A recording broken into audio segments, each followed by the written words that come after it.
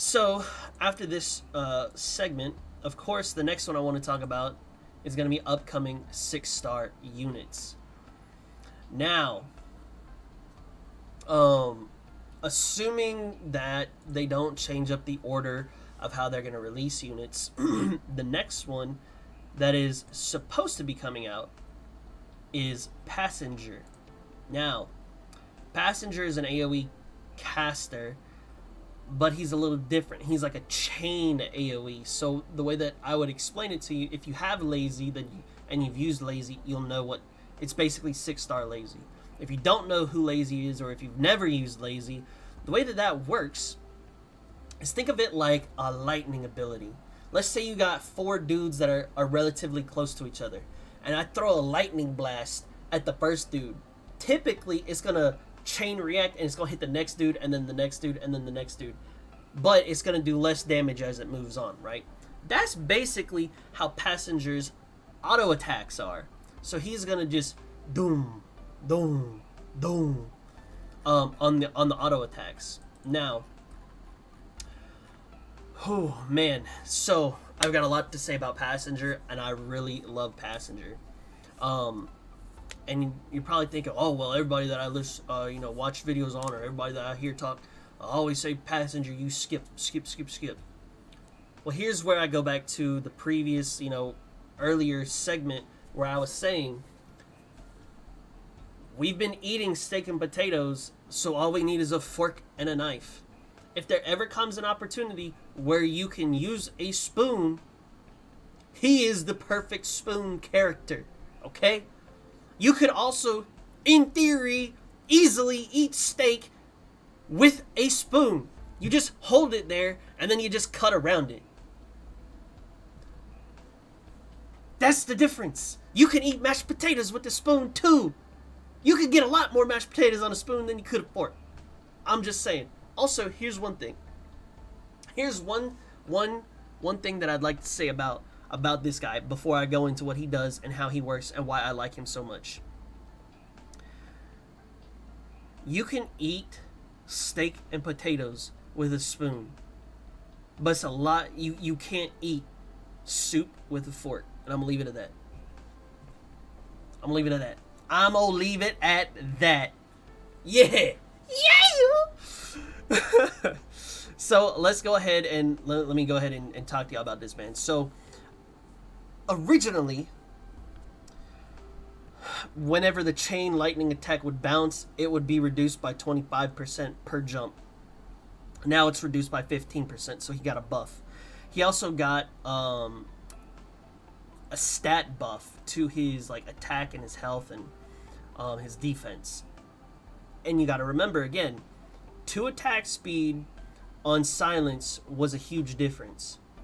I can only imagine the difference that's going to be on Passenger, that's going to be on Dusk, that's going to be on all these other characters. So we could be up for some very interesting times if people learn to play, if they learn to fight or to eat the steak and potatoes with a spoon.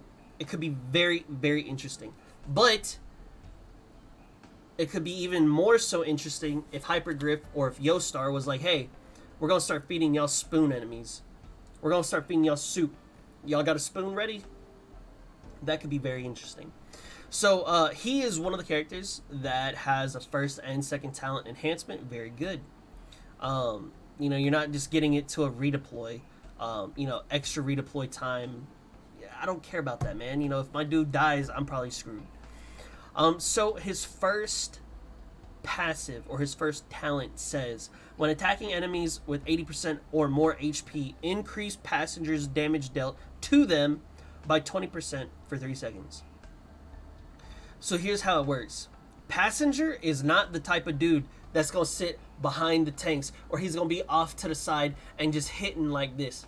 No. Passenger has to be the first guy to attack. He has to attack first. If he's not attacking first, and if he hits somebody that's at 79% or less health, he's already losing on a huge chunk of damage. So he's got to be the first one to attack. That's what that passive says. The second passive is when there are no enemies in the 4 adjacent tiles, you increase attack by 8%. Adjacent tiles in this game are going to be your north, south, east, and west. Your up, down, left, and right. So as long as he is attacking them from a range, and there are no enemies on those 4 tiles, he is at optimal damage output. Now, of course, when you get him to a higher potential, it's gonna increase his damage. But I mean, I don't really think people are gonna go for P6 because that's just the type of game we're playing right now. We're running, steak and potatoes, and I'm trying to tell y'all, hey, it could be really fun. It could be really cool to change the meta and say, hey, we're gonna run this with spoons, and then the developers are like, oh, well, they're running spoons, let's give them enemies for that, instead of just saying, okay, how are we gonna build the next event or the next enemy around fork and knives, because the community only plays fork and knives, so we gotta build fork and knife meal. Okay, well, now it's reskinned and it has different mechanics, but at the end of the day, I'm still using the same characters and still beating them the same way. And so, if you have a spoon, or you have chopsticks, or you make me eat with my hands and it's like a burger and fries, like, hey, that could be really cool. So that's what that dude's passive does. So, excuse me. His second ability increases his range, so he attacks further, and it reduces his attack interval, so he attacks faster. Okay? And now his attacks bounce between 5 targets instead of 4. So he's attacking at a further range, he's doing a little bit more attack damage, his attacks hit more people, and he's attacking a lot faster. That's what his second skill does. His first skill, his attacks increase a lot, or rather, the next attack. So he charges it up, it's 5 SP, then the next attack. So that next attack is going to deal a lot of damage, an increased percent damage. It's going to bounce between 4 people. And then the slow effect that attack does is going to be increased by just a little bit. That's what his first skill is. It's not really that. His first skill kind of meh. Second skill, kind of cool, kind of not terrible. It really plays on the fact of I can be further back and still attack you from that range, so that way he's at optimal damage. But the third skill, yeah. So the third skill is the same as the Eyjafjalla range. Okay, and so what's going to happen is you're going to generate a lightning storm centered on the target with the highest HP within this range. Okay, so if dude is over here, the highest HP dude, you're going to start right there. That's where your ability is going to be pinpointed at. Okay, and so now what it does is that lightning storm lasts for 4 seconds. So now it says you're going to do an additional attack dealing whatever percent damage against a random enemy within this pinpointed spot every half a second. Okay, so what's happening is we're constantly hitting the dude with the highest HP. All right, and then every half second, boom, boom, boom, boom, boom, boom, boom, boom, like that. That's how it works. Constant hit on one dude and then on another, and that's how his ability is just gonna work. It lasts for 4 seconds. He can hold up to 2 charges, so that's good. And he's got a 30 SP cost, which is fantastic. But remember, the way we have to attack with this guy, he's got to attack them first, so he's already going to be further up in the map. So it's really good if he can get them at the beginning or like way before your units start attacking him. So that way he can chunk them down, and they're already weakened and slowed, and then your units start bursting whatever comes in, and he's done his job. His job isn't to burst them all the way to death. It's not to execute them when they're low. He is the first guy that is going to attack, and that's how he plays. Now, speaking about this guy, it really sucks, man. It really sucks, because unless you understand how to play with your characters and the synergies around your characters. For instance, Kobe. You're not supposed to put Kobe. She's supposed to be on a tile that her up, down, left, and right nobody's on. Because if you do, she loses damage on that. She loses like attack speed and like attack percentage or something like that. But if you constantly put her and somebody's in those tiles, she's losing out on damage, right? And so, unless you know how to play with these characters, you're going to be like, man, they suck. They're not that good. I could just use this and have been fine, right? So, should you pull for this dude? If you understand how to play and you understand that you are going to use a spoon to eat steak and potatoes, you're going to use a spoon and a knife instead of a fork and a knife, yeah, pull for him. If you think he's cool, pull for him. But the real question that should be asked, is there content available in the game that is soup based for this spoon character? Currently, the best enemy to have used him on was this dude in OD8.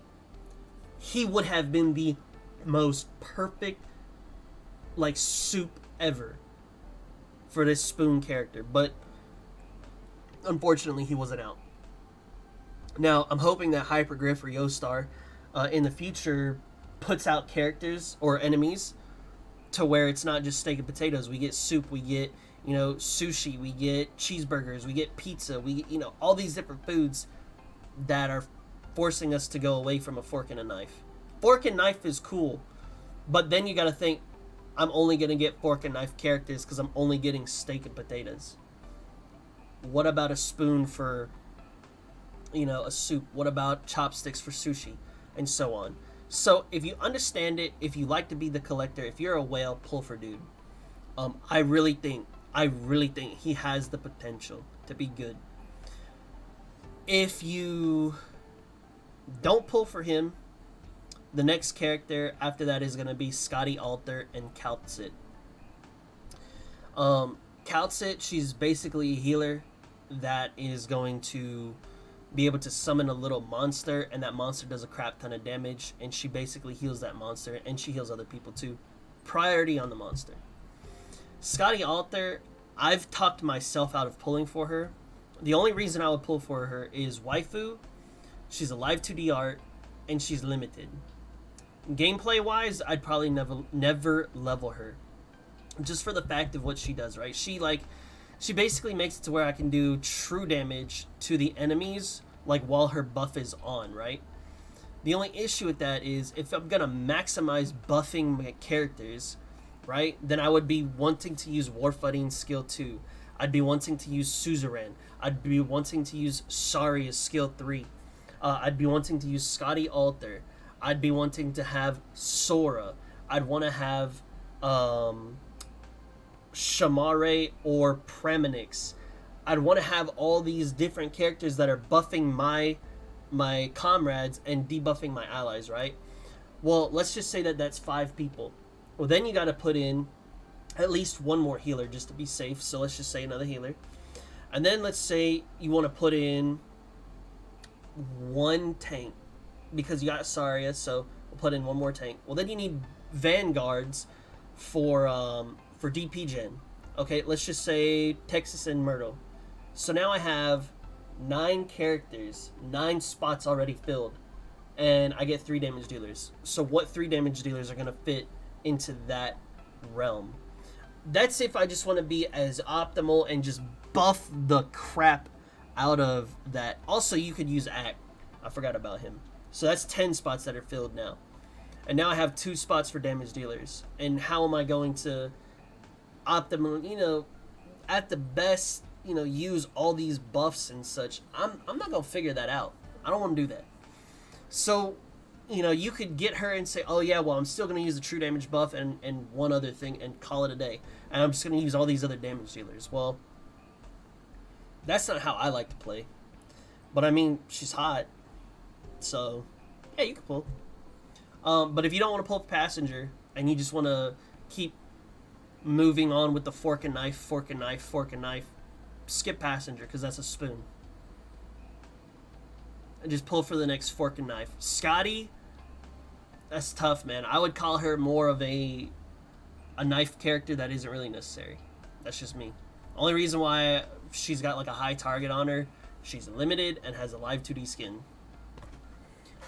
That's just me. And so that's kind of like what our upcoming 6 stars are.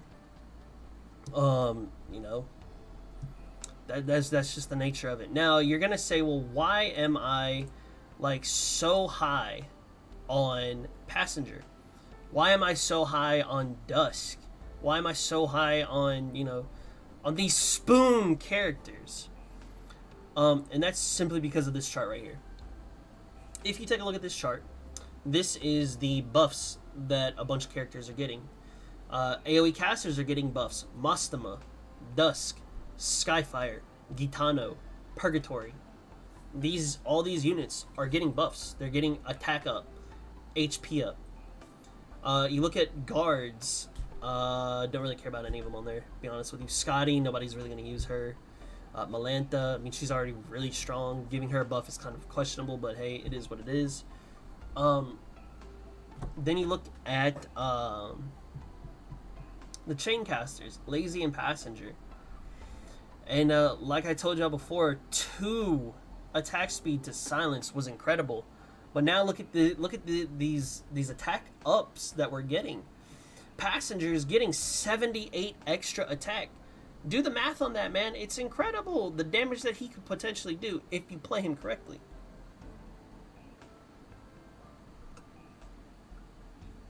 Oh, man. You take a look at Dusk. Look at the damage that she can do. Mine's P5 because I saw this and I'm freaking out about it. And I'm very much on the caster Knights train. I've got plenty of casters that I need to level. I've got a good team comp around them. And these buffs are just going to increase the feel for it. But don't forget, we don't have these buffs yet. They aren't going to come until the future. So when Passenger comes out, if you do pull for him, guess what? He's not going to have this buff yet. So he's going to be a little weak.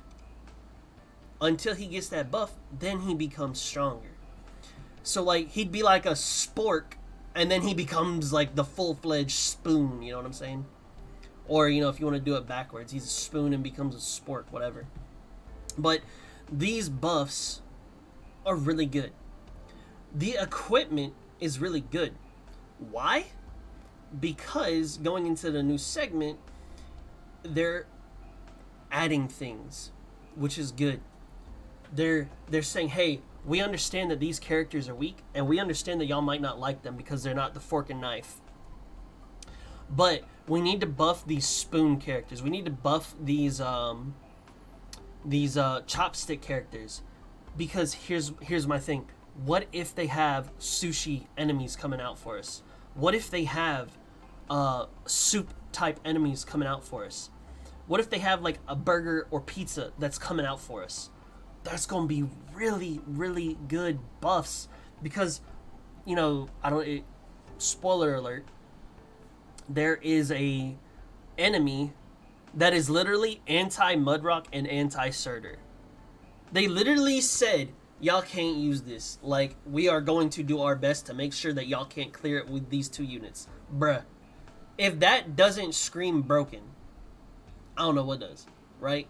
So, now, to compensate for those 2, we're going to buff everybody around. We're going to buff all these other type of units, and that's what I love to see, man. Y'all, to me, I see these buff numbers.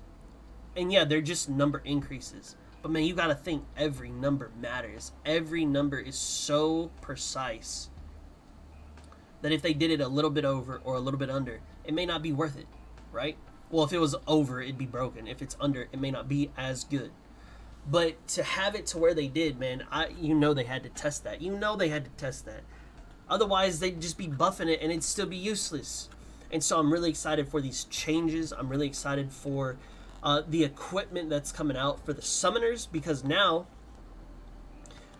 I'm going to be able to use Magalan and at least 1 drone, which could change the game for a lot of things, because now I can slow one area.